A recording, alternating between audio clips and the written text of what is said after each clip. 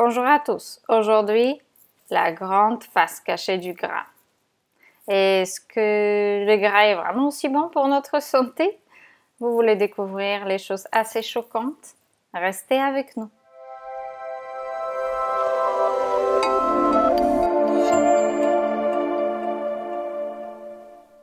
Avec Carolina, expert en nutrition et en alimentation vivante, je vous accompagne pour devenir un professionnel, un thérapeute qui sait soigner avec des aliments.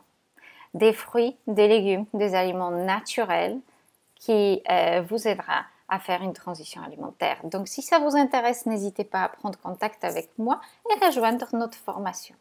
Aujourd'hui, nous allons parler du gras. Le gras qui est si extraordinaire, qui est si délicieux, qui est si sain, on va parler des bonnes graisses. Alors, je voulais vous dire que il y a beaucoup de personnes qui pensent en fait que le gras est indispensable.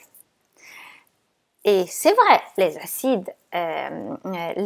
acides gras sont indispensables pour la construction de certaines choses dans notre corps, pour le bon fonctionnement. Mais est-ce que ça veut dire que nous avons besoin de manger du gras? Ça, c'est un petit peu un autre sujet. Alors, regardons, parce qu'il y a les différentes facettes de choses. Lorsque vous mettez un aliment qui contient de la graisse, donc ça veut dire le grand pourcentage de graisse, ce que nous appelons les gras ajoutés, donc ce qui sont les noix, les graines, l'avocat, la noix de coco, le dorian également, mais aussi évidemment des huiles, des produits animaux. Tous les produits animaux sont une source de gras, d'accord? Donc, mais aussi les produits de soja qui sont très riches en graisse. Donc, il faut savoir que ces aliments, ce sont des graisses ajoutées dans votre alimentation. Déjà en commençant par exemple avec le docteur McDougall, il a toujours conseillé d'éliminer le gras lorsque vous avez besoin de perdre du poids. Pourquoi? Parce que en fait la graisse demande le travail le plus complexe pour votre foie. Deuxième raison pour laquelle ces graisses ajoutées ne sont pas toujours souhaitables, c'est que attention, lorsque une molécule de gras arrive dans votre bouche, le foie arrête toute détoxification. Alors, qu'est-ce que ça veut dire? Que les cures détox de toutes sortes, de purges et autres, qui contiennent une moindre molécule de gras ne fonctionnent pas. Lorsque le gras arrive, le foie arrête immédiatement, il ferme toutes les portes, détox ne se fait plus, parce qu'il consacre toute son énergie pour la fabrication de la bile et la digestion de gras. Parce que le gras, c'est la substance la plus difficile à digérer. Alors oui, il y a des moments où il est souhaitable de ne consommer aucune graisse ajoutée. Nous allons y revenir. Troisième raison pour laquelle ce n'est pas toujours souhaitable de consommer des bonnes graisses, c'est parce que lorsque nous avons les surrénales un peu fatiguées, la digestion de gras en un petit peu plus trop grande quantité ou des huiles tout simplement demande une surcharge d'adrénaline.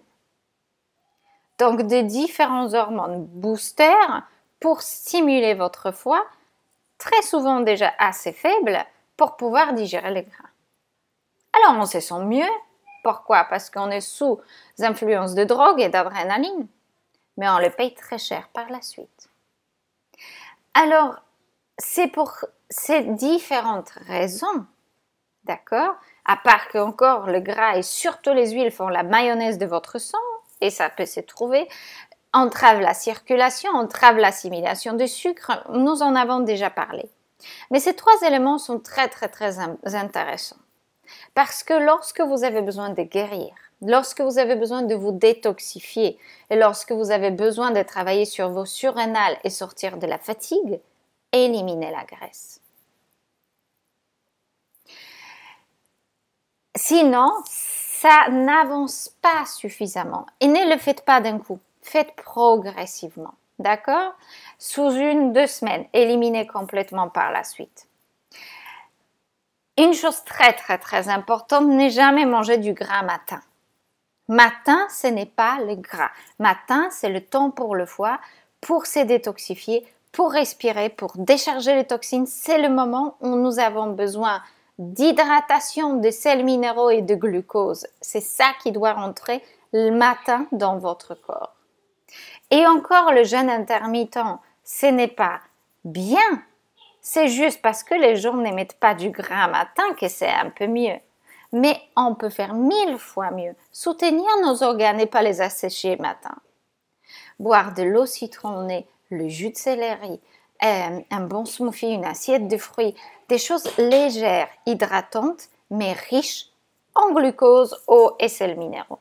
Et là, vous détoxifiez, vous donnez de l'énergie à votre corps et des outils pour qu'il puisse le faire. Tout ça, nous étudions en vraiment grande profondeur dans notre formation. Et c'est là où vous comprenez vraiment le système de détoxification du corps, qui ne s'enferme pas au jeûne intermittent ou aux purges. Bien loin de là. Et il faut comprendre que lorsque vous faites un jeûne intermittent, surtout s'il est très prolongé et que vous n'avez vraiment rien dans la bouche pendant 16, 20, 18 heures, d'accord, votre corps va surcharger votre système d'adrénaline. Vous vous sentez super bien. 1 an, 2 ans, 3 ans. Après, votre réservoir, il est vide et vous allez les payer, tout simplement. Très souvent aussi, puisque le manque de calories, il est là, la personne va consommer beaucoup de gras le soir. Pourquoi? Parce que encore trop de graisse, premièrement, va apporter les calories denses dont le corps aura besoin, non plus envie à ce moment-là, tout simplement, parce que naturellement, il va chercher quelque chose que vous pouvez mettre en volume physiquement acceptable pour votre corps, mais qui contient les calories de toute la journée. Donc, c'est impossible de le faire sainement, tout simplement. Et donc, vous fonctionnez énormément à l'adrénaline.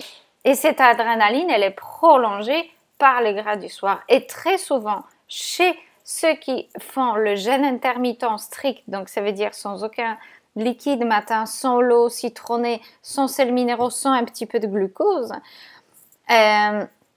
consomment beaucoup de gras et consomment beaucoup de stimulants. Donc, il y aura du chocolat, du thé, du café et autres dopamines naturelles, d'accord, qui ne sont pas naturelles. Ce sont tout simplement des drogues. Alors, j'espère que vous allez comprendre un petit peu mieux. Il faut savoir que les acides gras sont omniprésents, que vous mangez les papayes, les pommes ou les bananes ou les feuilles vertes surtout dans votre alimentation, les mangues, les fruits rouges, vous avez les acides gras. Ils ne peuvent pas vous manquer et de toute manière, il ne faut pas dépasser 10-15% par jour. Et 8-10%, vous en avez avec votre alimentation sans aucun gras ajouté. Donc, vous ne pouvez pas manquer de gras, mais vous pouvez consommer des aliments qui ne demandent pas au foie des travail supplémentaires. Parce que, par exemple, les framboises ou les kiwis ou la mangue qui contiennent des acides gras, d'accord, ou encore la mâche ou encore les épinards ou la salade, quand vous mangez la laitue sans cœur, vous sentez dans la bouche, c'est presque gras. Mais ce n'est pas une graisse qui demande un travail au foie. Vous voyez, vous comprenez bien la différence? Par contre, si vous mettez une graine de tournesol, une cuillère à café d'avocat, un morceau de noix de coco ou encore l'huile, votre corps arrête immédiatement tout autre travail et se concentre sur la chose la plus difficile qu'il a à faire, c'est la digestion du gras. Voilà, donc les bonnes graisses, oui, c'est bénéfique. C'est très bon pour les femmes enceintes, pour les femmes allaitantes en toute petite quantité. L'avocat est un aliment qui soigne, on en est sûr, c'est clair. L'huile de coco, c'est la meilleure huile qui puisse exister, en sachant que les huiles, c'est pas bon du tout pour nous. La noix de coco est une solution 1000 fois meilleure. Et donc, cette noix de coco, d'accord, elle est bénéfique et antivirale également. Mais pas pour tout le monde nécessaire tous les jours et tout le temps. Et lorsque votre foie est fatigué, il n'a vraiment pas besoin de ça. Vous pouvez apporter beaucoup de bonne glucose et de sels minéraux par d'autres aliments et guérir beaucoup plus vite. Voilà, certainement information choquante. J'en suis sûre que vous n'allez pas être tous d'accord avec nous que le bon gras, c'est un très bon gras. Mais le bon gras, c'est aussi une addiction. Alors attention à ce qui vous dit vraiment le corps, à ce que vous décidez de faire d'un point de vue émotionnel, habituel, tout simplement, parce que éliminer le gras n'est pas une chose si facile que ça non plus. Mais vous pouvez avoir une excellente santé et ne pas manger aucun gras pendant 1 an, 2 ans ou 3 ans. Rien ne va vous manquer. Alors, n'hésitez pas à partager vos pensées. N'hésitez pas à partager cette vidéo si vous la trouvez utile et qu'elle pourra aider quelqu'un. Et surtout, éliminez les huiles de votre alimentation. Laissez un tout petit peu d'avocat, un tout petit peu de purée de sésame un jour ou un autre. Mais essayez de faire des jours sans gras de temps en temps. Et vous allez aussi vous rendre compte que vous mangez la plupart du temps beaucoup plus gras que nécessaire en essayant d'inclure toutes ces noix et graines et autres choses pratiquement à chaque repas. Et nous n'en avons absolument pas besoin. Alors allégez-vous. Apportez plus de bons nutriments, mangez beaucoup plus de feuilles vertes et beaucoup moins de gras. Partagez, likez, appuyez sur la petite clochette pour être notifié de nos vidéos. N'hésitez pas à me solliciter pour la formation si ça vous inspire. Et surtout, à la prochaine fois sur notre chaîne Alchimie d'éveil. Au revoir.